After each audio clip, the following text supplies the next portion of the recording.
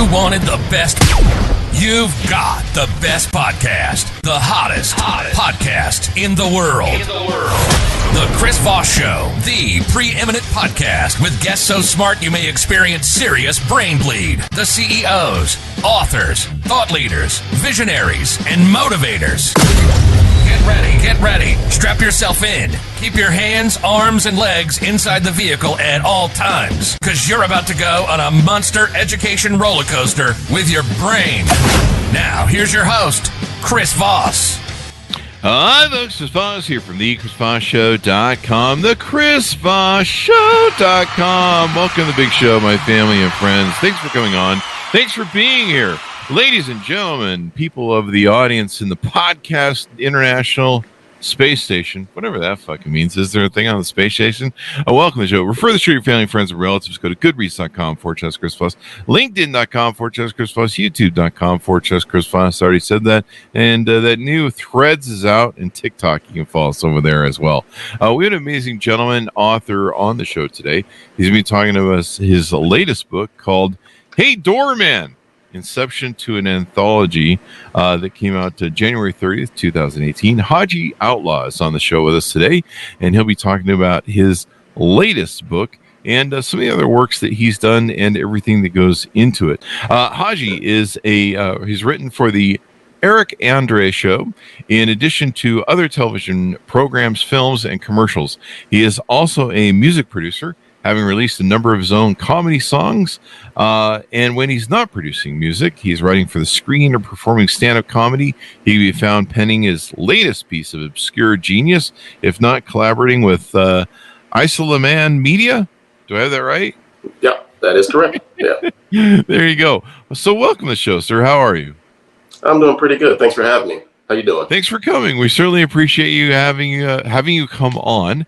And give us the .coms, wherever you want people to find you on the interwebs. For .coms, for the book, you can just go to HajiOutlawHD.biz. If you sign on there with the subscriber list, you can get a free chapter from the book. Other than that, you can find me on Instagram or Twitter at Outlaw Haji. There you go. So what motivated you want to write this latest book?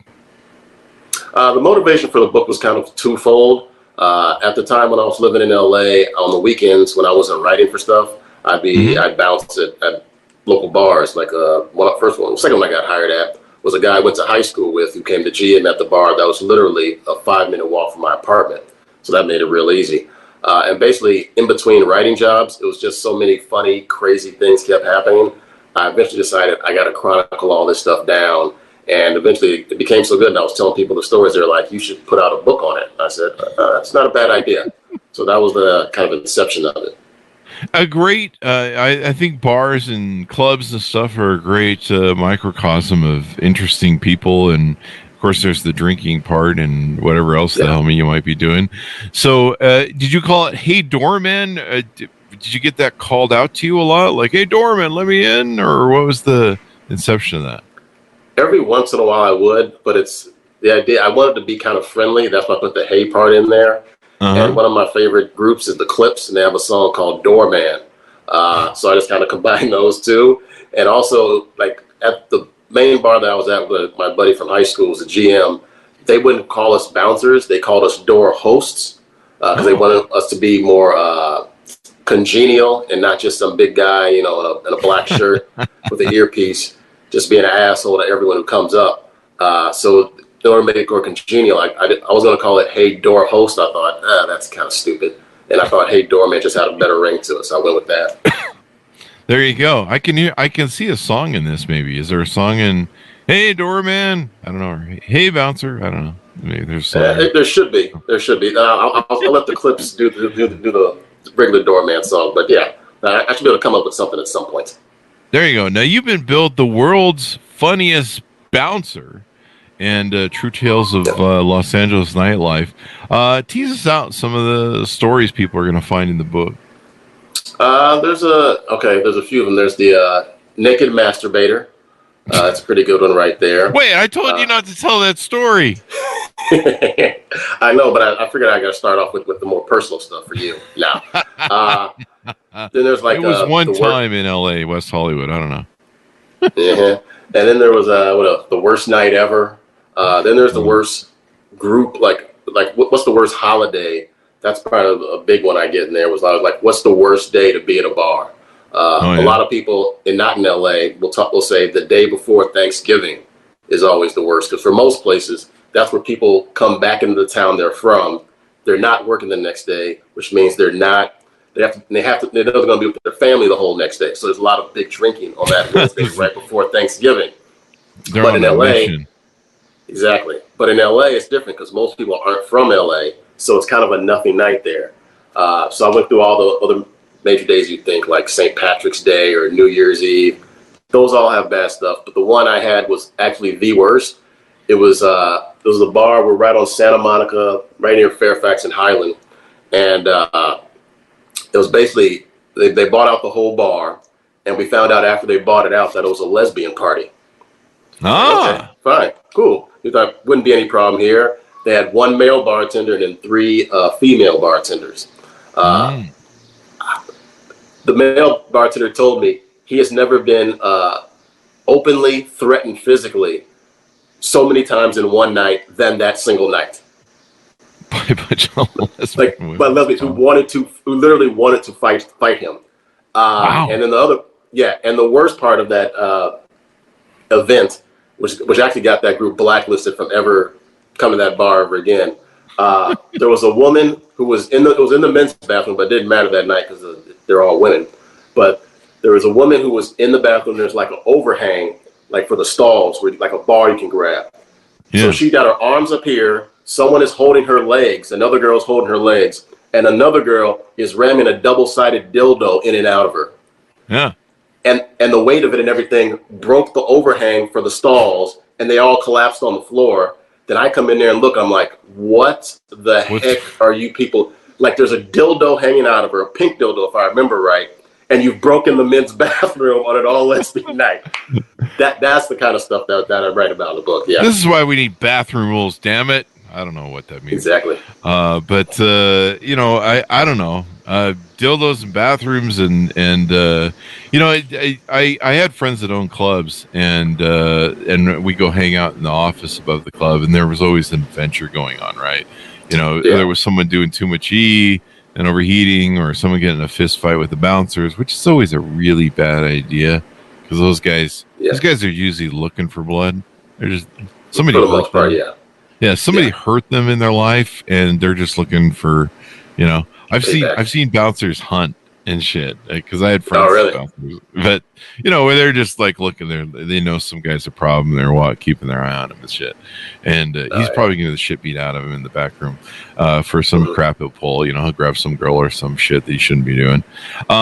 So these are interesting stories, and I imagine there's a lot of funniness in the telling and the tales that you do through the book. Oh yeah, that's probably the main thing. From my comedy background, from stand-up and for writing for TV, I can take stories that might seem mundane and make them seem really interesting. Basically through different kind of comedy, way you frame it and everything. But that's part of what attracted to me, because like the story I just gave you with the the lesbian party, that's an easy one. But then there'll be other small ones where it's like this one guy. Well, this is kind of a long one, but I can shorten it up a little bit. It's basically a guy who had a beer in his hand as he was walking in, and I was like, whoa, you can't come in here with the beer. And he told me, he said, I just came out from out the bar. I'm like, I've been here the whole time, I didn't see you. He's like, well, I just came outside. And I was like, first of all, you're drinking a Pacifico. We don't even serve Pacifico. and he's with 2 other buddies, and like, they were like, oh crap. And so I was like, if you want to get in, I need to see your ID. He's like, I don't have my ID. The bartender has it. Why does the bartender have your ID? He said, I don't know. They just took it. That was like the second lie in a row. And eventually I wouldn't let him in. And then the guy threatened me 3 times and said he's going to kill me. Oh, wow. Yeah. And I was like, it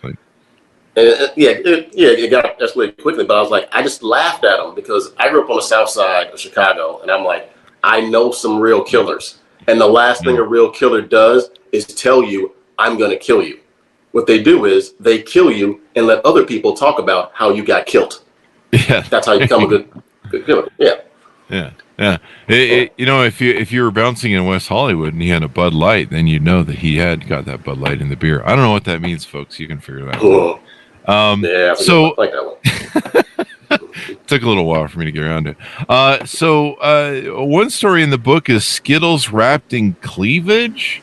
What's going on there, man? What's up with that? Is that a new way to get Skittles into the bar? No, that was actually a very interesting woman who came in there. Basically, she walked in with like 3 or 4 friends, and like she just eyeballed me the whole time she came in, and then she came out a few minutes later, and she starts talking, just bringing up conversation. But as she's talking, she keeps on opening one button of her top, and I'm just like, okay, are the breasts gonna pop out here at some point?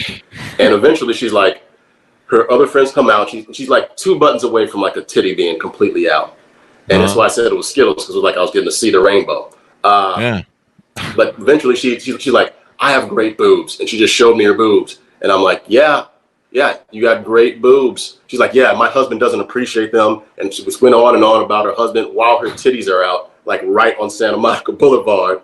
And I look over to her friends. I'm like, I don't know how much she's had to drink. She's only been here a few minutes, but you want to grab her. Her friend comes over and sees her breasts, and like, oh my God, not this again. Not again. Like butts her top. Yeah. And that's why I was like, I felt like Skittles, because I was like, it was like I was seeing something I shouldn't be seeing at the end of a rainbow. Like just a woman just flashed. Yeah, just titties flashing left and right, and I'm not even doing anything. There you go. End of the rainbow. There's another West Hollywood joke there from LA, but that's becoming the callback joke of the night. Yeah, there you go. I don't know what's pushing it at this point. But that's the rainbows on the cop cars out there. Is that true? Yeah, all the cop cars in West Hollywood, they have the rainbow flag on it. Do they? Oh wow. Okay. Well. Yeah. There you go. It's interesting what people do, especially when they imbibe in alcohol, and their ability to process stuff goes out the window or something. It's fun to watch some of these things. So, what do you think people are going to learn from your book? Is it that humans are interesting creatures? Is it the fun of it, the comedy of it, and the weird behavior of human nature? I think they will learn more about the weird behavior of human beings just interacting at a bar in general. And then I think a lot of people also just wonder, like, who's going to be the worst, male or female, like who's worst at a bar. And they're going to really get both sides, because there's a lot of bad, like, guys. But I've literally, I chronicled in there, I've been physically assaulted by women way more, and sexually assaulted by women at a bar. And in West Hollywood, to be sexually assaulted by a woman as opposed to a man is kind of a feat. Yeah. That's interesting. I think I heard that from another barman. They said, I think it was an interview on a TV show or something. And they said that, they had more problems with women and sexual assault and getting hit from them than men, because men know if we throw down, we can go all the way to death. So we usually don't throw it down, because we know it can get pretty ugly, because we're men and we have upper body strength. But women, who knows what's going to go on. I've seen lots of people that have drinking too much, and then they get emotional and all that stuff. When you're a doorman, do you kind of approach the night with some sort of mentality or theory where you go, well, let's see who's going to be the shithead tonight, and you kind of have a clue early on, maybe? I never came in with that thought, but if I was there on a Friday and something happened, or if I was there on a Thursday and something happened, the next night I'm like, what's going to happen tonight? What's going to go down now? But it always seemed like the nights where weird stuff would happen were not usually on the weekends. It was on weekday nights. Oh, really? Like a Wednesday or a Thursday, occasional Tuesday. Those are the ones where the weirdest things would happen. Like, I remember it was 2 Tuesdays in a row at this tequila bar where it was a woman assaulting her boyfriend or husband at the bar. Wow. And I remember one time, tequila for like I literally walked in just to grab a glass of water, and then I heard like a pop sound. And I looked around, I was like, what, did someone drop something? I was like, no. And I heard another pop sound, and I saw the bartender going over to this couple. And he was telling her, like, ma'am, you cannot hit him. And the guy was just taking it. Like, you cannot hit him. And I'm like, And then he's looking at me like, I think you might have to kick her out of here. I'm like, that's fine with me. But eventually the bartender's like, you guys got to go or you got to go. And the next week it was the same thing with a different couple. And the thing that baffled me was no one in that, it was a packed bar. No one did anything. Like even the women were looking at it like, he must deserve it. You like, go, girl. No one wanted to step in. Exactly. Yeah. But if it was the other way around, everyone would have been like, oh my God, he's horrible. Get rid of him. Call the police. Oh. Yeah, I used to appeal all my speeding tickets. There was a trick in Utah for a long time where if you appealed your ticket and it took 2 of the 3 years that it would normally appear on your driver's license thing, you'd only have it on your driver's license for a year. So we'd appeal it endlessly. And in appellate courts, they put you in all sorts of stupid courts, for the appeal, because there's not really a thing for traffic. No one appeals a traffic ticket. But I'd learned this game, and I had a BMW, so I was running up a lot of tickets. And so one time they put me in domestic violence court for the appeal. And I was at the end of the docket, mainly because I was there for the speeding ticket, but also my last name is Voss. So, they just... they put me in. So I had to sit through a whole domestic violence doc at one time. And it was amazing how many guys had gotten beat up by girlfriends. And there was the usual stuff there, but sometimes there was, the woman gets pulled in an orange jumpsuit and the guy's there and he's got the shit beat out of his face. And you're just like, wow, man, you're in court with this too. Wow. That's interesting. Yeah, that's embarrassing right there. Yeah. Yeah. Now this is book 6 of 8. It shows on Amazon. Tell us how that's working, and do we want to get a plug in for any other books? Sure. I mean, they're all titled Hey Doorman. They're just numbered in different kind of goofy order. So the first one is 21 True Tales. Second one's 22 True Tales. But yeah, they're all in the same Hey Doorman series under my name. So they're all kind of, once you get one, you'll be getting the lead in for the others. Yeah. I'm a betting man. I would. Do you ever reach a point where when someone came in the door, you're like, "Yeah, this one's going weird tonight. We should keep an eye on that one." Oh, I got a good instance of that. Actually, both of them ended up being good. Yeah, it was one time. It was a guy. He was probably like maybe around 240 pounds, 6 foot 240, big guy. He was walking up.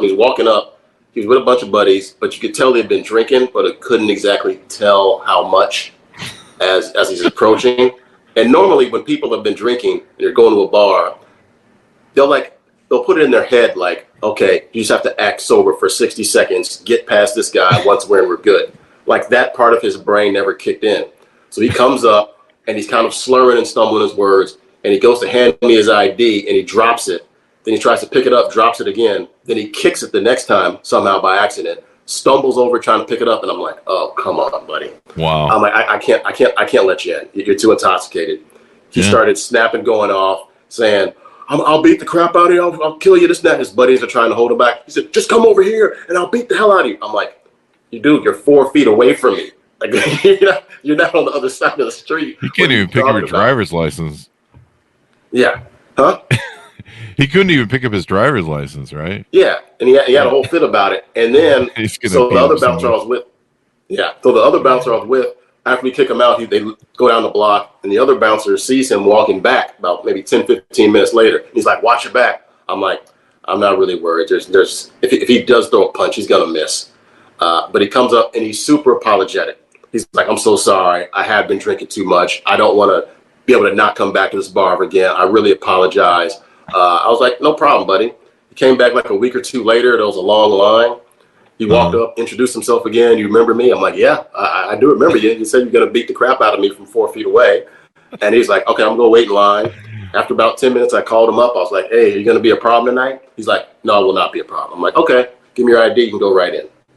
And after that, he came back, always shook my hand. And he was super nice about it. Well, there you go. That's a good U-turn. There you go. Yeah, just not everyone's a bad person and stuff. I love that. Having that bad moment. There you go. So who are the worst people in Tinseltown? The worst people? What I've found, it's kind of a split. Young, wealthy white women. Young, wealthy Persian women. The most airy, I'll tell you two quick stories. There was these two white girls who came in there. They go up to the bar, they get drinks, they get shots, and one of them immediately throws up on the bar. Oh, like wow. on top. Yeah, the bartender, female season, is telling the other bouncer, "Hey, get her out of here. She's got to go now. She just threw up on the bar." So this guy tries to cut him off and be like, "Tell him you're out of here." They act like they don't see him and walk away. He cuts him off again.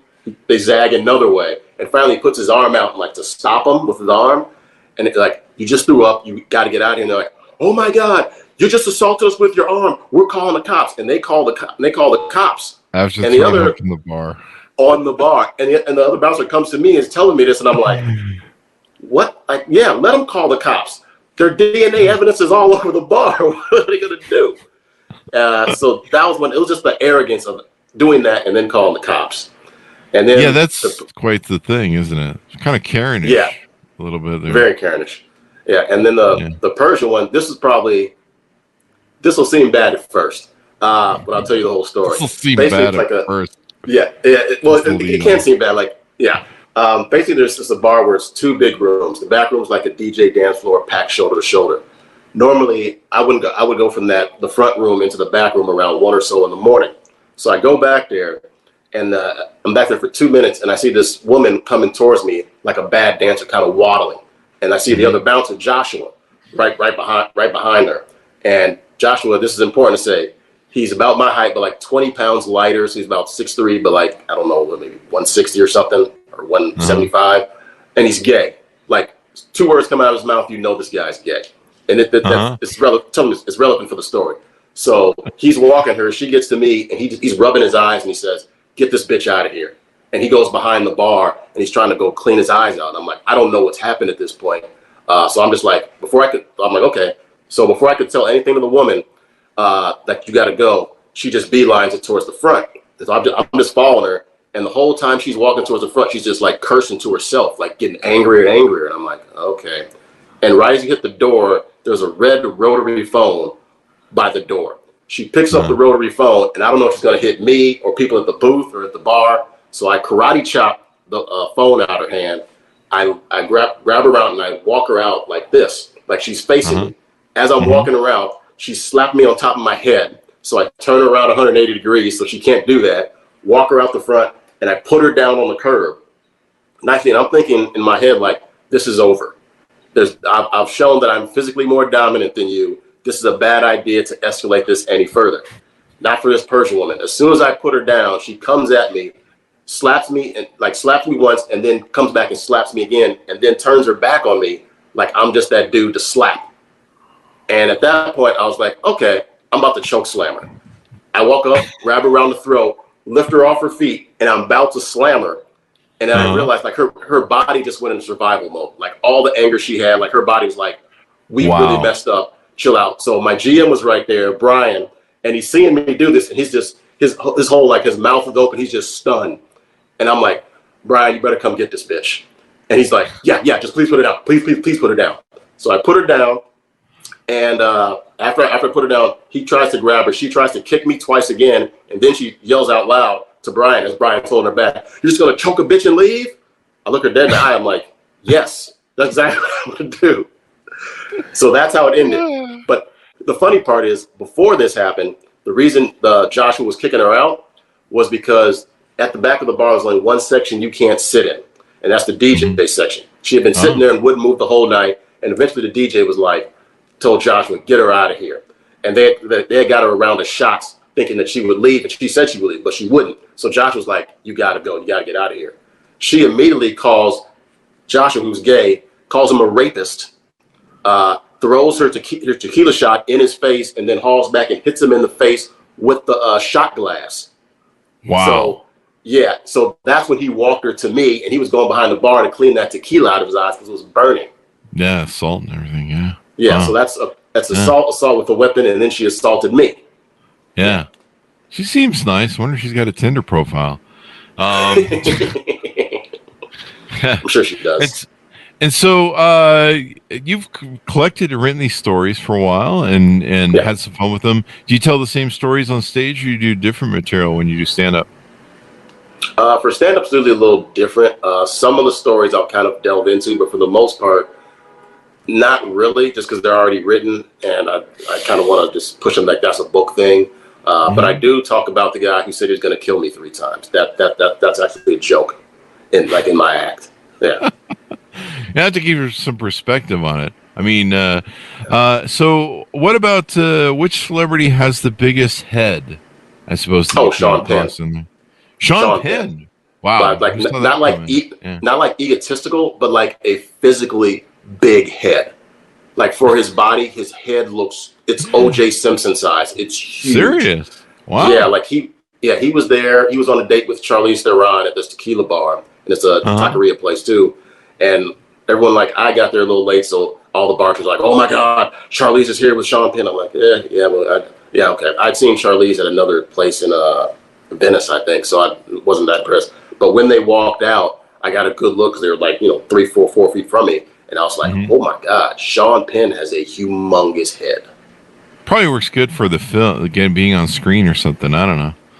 Oh yeah, it probably makes him look tougher, bigger, or something. But I've heard that people say if you're on TV or film, it's good to have a big head because it makes you, makes you look stand out or strong or something. Huh? Maybe I should go into Hollywood. I have a giant fucking head. There you go. It's kind of, and I'm a narcissist too, so there's that going for me. Oh, you're perfect. He's gotten in a few fights of his own with the paparazzi and all that stuff down there. Any other famous people that you came across that had some interesting stories when you were there? I think probably a good one was Jessica Alba. Yeah, I'd always had a huge crush on her for years. She came in there with her girlfriends. I was like, oh, she's really good looking in person. Well, I saw her a couple of times, but like she was just, it was a little goofy. Like they were leaving, they're standing like right in the doorway, and they're just talking and chatting after having some tequila and tacos or whatever. And there was this sweet little Asian woman who was just trying to get in but couldn't like get around their party. So I had to like tap Jessica on the back and be like, "Excuse me, could you move out the doorway?" And as soon as I like got in her personal space before I get to her, you could tell she was used to having press. She gave me like the greatest bitch face I've ever seen. Like, wow. Like you're in my personal space. And then I just remember that look being like, oh, I don't see that in film. That's a serious get the hell away from me face. But after they realized what was happening, like, oh yeah, they moved over and let everyone else in. So, but just that face alone is good. Yeah. Do you ever keep going back and doing doorman stuff so you can get more stories? I did for a while, but I haven't been bouncing since the pandemic. I haven't been bouncing since the pandemic. Oh, that's true. Yeah, the pandemic there. Yeah, it's interesting what people do, and I've seen fights. I've seen girlfriends beat the hell out of the boyfriends in the parking lot. Sometimes going out the front door. One of my friends was a bouncer. He's just a really big dude. He was doing a lot of roids. And he had this little girlfriend, man, and she started beating him up in the parking lot. It was funny. It's interesting what people do when you mix alcohol and, God knows what else they're on or whatever they're off, with their meds. Yeah. And it's kind of funny how, it's just weird what people can do in there. People are dating sometimes, or they're looking to hook up or date, and I don't know what types of bars did you work for different types of bars? Like, I don't know, there's like Western bars and different things. Is there a certain type of bar that is the worst bar or interesting bar to work at?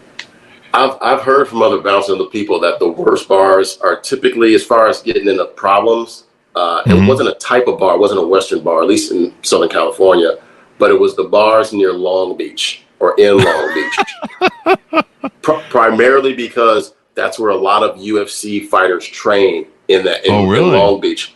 And so you don't know, like, and now the females and MMA people train out there too. So you don't know what anyone is into. And I've heard, like, those are some of the bouncers that are like guys who are all 250 plus, like, because there's some real fighters out in that area. So, but as far as like a certain type of Irish bar or Western bar, I haven't found it much difference.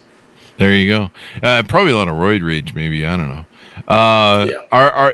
When you're doing bars that are on Sunset Boulevard, Do you find there's a lot of just tourists and people are minding their manners maybe a little bit more? Yeah, there's a lot of tourists from Japan or Asia come through there. A lot of European too. I can tell you a quick story. I remember there was a guy, I think it's from Tokyo, but it's at the back of this one bar, and he's just smoking a cigarette in the middle of the floor. And I'm like, what the? So I go to him like, buddy, you know you can't smoke in here. Get out. And he barely spoke any English. He was just like, And his buddy had to come over and be like, oh no, he's from Tokyo. He just doesn't know you can't smoke in here. And I'm like, oh, okay, I get it. I won't boot you out. Just put the cigarette out. I've had Europeans, they just tend to be a little more flippant. Like I remember right before the bar closed for pandemic, where like we knew this was something that was big. I think within 3 days, the state had closed down. But this one European, she had a passport. She was smoking a cigarette. And she just, instead of just holding up her passport, because she didn't want to put her cigarette down or put it out, she handed it over to me. And I'm just like, you know, there's a pandemic. Why are you handing me stuff that I have to then put my hands on? And I was just like, come on. And that happened like 3 times that night. It was all people with passports from somewhere in Europe. Wow. Yeah. And you're like, these people have clearly probably picked up COVID. And it's interesting how cavalier people can get and crazy people can get in a bar and sometimes overly friendly. And, when you work at the clubs, whether you're a doorman or a barman, it's interesting how people can be a little probably overly friendly to you. Like they're just a little too familiar. Yeah. Yeah. I've had some regulars who I had to like kind of put at arm's length. Like they always want you to take shots or hang out and talk about their day. And I'm just like, no. This would be the worst. The guys who think you're friends with them and then they want to hang out after hours. And they'll tell people like, their bounce will be cleared out. Like we're closed now, I'll move out. And they'll be like, and they'll sit on the side and be like, no, Haji told me I could stay and hang out. And they come to me and I'll be like, I don't know who this dude is. I don't even know his name. I have to go tell him, you got to get out of here. That was always annoying. Except for the chicks who did that. Cute chicks who did that. No problem. Yeah. Did you ever have any people that freaked out like on some sort of, psychedelic or something? I think my friend had a couple times where we had some people overheat on E. Like you had to call the ambulance and shit, and they were overheating, and because he could do that, he's in a big club, or some people are on some sort of whatever, and they're just having a whole freak out. Yeah, we've had some guys who are like on a lot of coke, and you can just they're just sweating, being overly friendly, and you start seeing kind of like getting close to passing out because their hearts are racing. I've had a few of those. And we also, celebrity one, Andy Dick? Yeah. Andy Dick, that's got to be some great stories. Yeah, this dude was like, he had been there a couple of times before. He wasn't drinking, he was fine, or he wasn't on anything. Then one time he came there and he was on a comedy show or something, but he was drinking and on other stuff. And I think he grabbed like 3 or 4 guys by the crotch, got punched in the chest by someone else because he grabbed him on the crotch. And then like our GM had to come to him like, you got to stay out of here. And I saw him later, like an hour later, he's sitting on the curb, passed out. All his buddies had left. And like, I don't know how he got picked up or what happened. I saw him like that maybe a month later too. But he was always on a bunch of stuff. If he was dead sober, he was on everything. Wow. Didn't some of that make the news on TMZ and stuff, I think? Yeah. I think some of that, I remember him getting kicked out of some clubs and having some issues there. And kind of a little interesting dude. It's just wild what people do, but it's great that you have these books and tell these stories. Because it's fun and it's funny how people live their life. Anything else we want to plug on the show before we go out? A couple of things. They got a couple other book series. One's called These Movies Suck, which is basically my take on a bunch of major franchises. I take shots at Star Wars, The Matrix, bunch of movies. This one little tidbit, I've always been baffled how no one talks about how all the names in Star Wars are just really on the nose. Like the idea, like Darth Vader. Yeah. Basically, they just want to call him a dark invader. That's what it is. And they just basically just added a lisp, Darth Vader, and took out the N. That's it. He had a lisp. And I never thought about that. That it makes sense though. Yeah, it's all Princess Leia. We need someone who's like royal and everyone wants to sleep with. How about Princess Leia?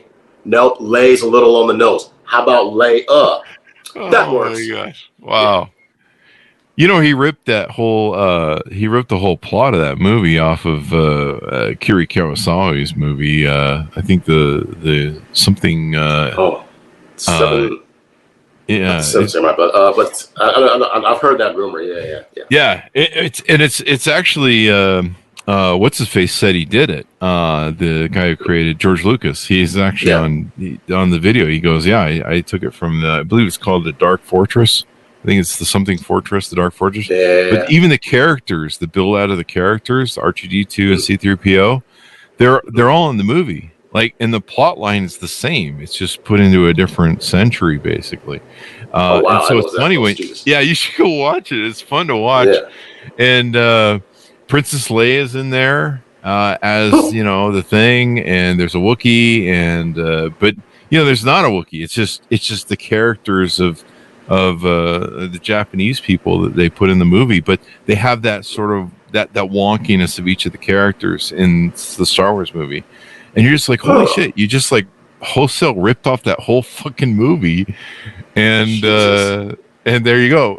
When you watch it, you'll be like, there's C3PO, there's R2D2. Wow. Okay. And they act as, goofy and dorky. He just lifted the whole movie, and he says it on the video. There's some video he has that I think is an intro to like the 40th anniversary or some shit. And George Lucas is like, yeah, I just stole it all and changed the names, basically. I hope the Kurosawa got a percentage of that, because when he sold it for $4 billion. I don't know how that works. Yeah, hopefully he got a cut of the action and stuff. Hope so. Yeah, a lot of people ripped off Akira Kurosawa. I mean, a lot of our great producers liked it. But no, I never really thought about that stuff. You should do a podcast about that and just rip on movies and stuff. That sounds like it might be a fun podcast. Yeah, it does sound fun. I thought about that for a little bit, but now I might have to look a little harder in it. Yeah. Yeah, somebody needs to throw shit at movies, man. I mean, people like Star Wars, but I mean, you need some entertainment and comedy where you just go, seriously. Like, my big thing with Star Wars is like every fucking movie except for like 2 of them involves blowing up the Death Star. It's like, how many times are we blowing this thing up and how many times are they rebuilding it? Like, at what point does somebody in the Emperor go, these fucking rebels keep blowing up this goddamn Death Star every time we build one. Maybe we should just not build the Death Star, and then some reason every time we build it and they blow it up and we build another one, we put the same flaw in it where if somebody just shoots a torpedo down some hole, the whole thing blows up. Like, maybe there's a fundamental flaw in the process we're using. Yeah, I think Family Guy did a thing on that. I think on their Blue Harvest, where they're like, I remember it was like Darth Vader was like, Stewie was asking like the Death Star is good to go. He's like, oh, but you hesitated. He's like, well, there's one minor flaw. It's a small little hole that a wombat can fit through. And he's like, well, can't we board that up? Like, oh, no, we'd have to go through OSHA and do all this other stuff. He's like, oh, forget it then. Leave it there. No one will figure it out. No one will figure it out. And yet somehow they do it every time. Yeah, I get tired of the whole, we have a major gun that's going to blow something up. And it's just like, can we come up with something new? Like, I don't know. Yeah. Maybe they can Han Solo can MacGyver something, or I don't know. But something creative. Something creative. But no, that would be a great podcast, dude. It would. Yeah. And then maybe you could have a Doorman podcast too, and you have other Doorman guys come on and tell them the tales of the week. And there you go. Yeah. So there you go. Yeah, it's a good idea. You could put it in Vegas, because I know a lot of friends that work the service industry, as they call it, in Vegas, and so they work the doorman, and there's a lot of the girls that I know that do bottle service, and they have some interesting tales too about what guys do. And then you can interview strippers at Spear and Rhino, and they can tell you tales of the week too. That way, I'd watch that show. That'd be fun. Yeah, I'd be mostly watching to make sure they didn't tell any tales about me. So there you go. Well, this has been fun to have you on the show, Haji, and give us a plug. .coms where you want people to find you on the interwebs, please. Yeah, on Instagram and on Twitter at Outlaw Haji, and then for the book, it's Haji Outlaw HD.biz. There you go. Thank you very much for coming on. It's been fun. Thank you. Thanks for having me. Appreciate it. A lot of fun. There you go. And thanks so much for tuning in. Go to goodreads.com, Chris Voss, youtube.com, Chris Voss, linkedin.com, Chris Voss, and the new threads and TikTok. Go follow us over there and all that good stuff. You know where we're at. Thanks for tuning in. Be good to each other. Stay safe. We'll see you guys next time.